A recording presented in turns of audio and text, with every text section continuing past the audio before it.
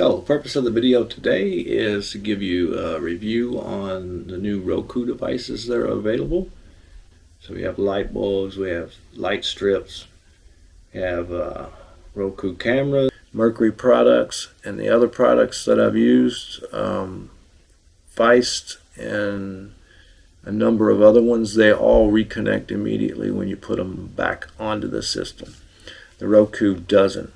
The pluses, well, another negative is the price. I think it's really strange that Walmart is removing a product line that is much less expensive and replacing it with a product that does the same thing for significantly more.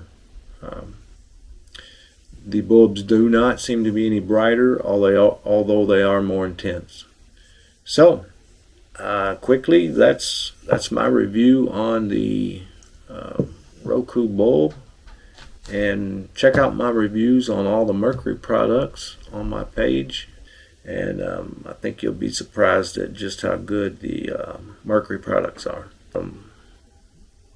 My results are I really couldn't recommend this Roku bulb over one of the previous products because of the price, and they just do not have it working 100%.